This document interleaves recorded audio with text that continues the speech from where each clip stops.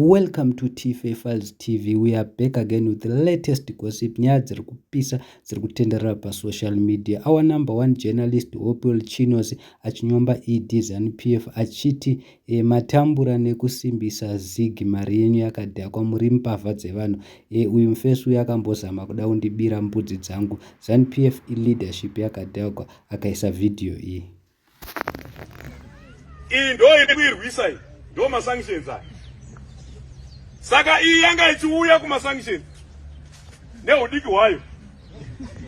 Ava ndo masanctions. Pane chinobuda here apa? Vana amai pane chinobuda? Vamunangagwa vakati hazvinetse. Ndaura kugadzira mari yakasimba. Iwe goridhe uya apa. Diamond uya apa. Nezvimwe uya apa. Iwewe chiuya apa. Chihandeitoni. Chidena tono tunoitwa sei apa. Rufaro kwamuri. Muchadzorera here apa. Nevarume vese munoitoka chaizvo kuratidza kuti pamaindwa zvichinzi kuna anonzi mareserve. Igoridhe rakacherwa nenyika rikachengetwa kuti risimbise mari yedu, kuti mari yedu isafambe isina chakaitsigira.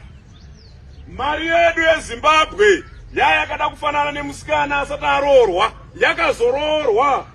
Ndosaka yakachinja zita haichanzi Zimbabwe dollar, yakushandisa senemu yekumurume, yakunzi Zimbabwe gold. Rufaro! Mari yeZimbabwe yakapfekedzwa ringi. Haisisiri singuru kana mukaiona, yakawanikwa.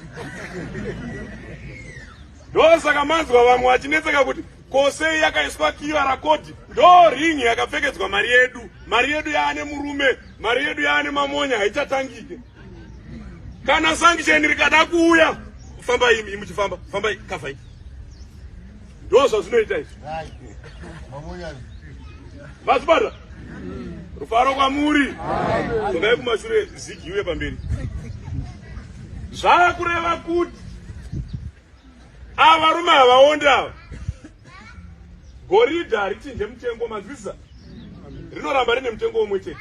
Saka kana goridhe I'm sure mazvinzwirawo mega zviri kutaurwa netimu yevarakashi kumasowe ichitaura nezvenyaya yegoridhe, nezvenyaya yemari, nezvenyaya yemasanshini. Hatizivi kuti zviri kupinda papi kumasowe. Ndozvitaurwa naHopewell zvinzi Zanupf yakadzungaira mufesi wavamboda kundibira mbudzi dzangu. Comment down below mutiudze kuti which one is which.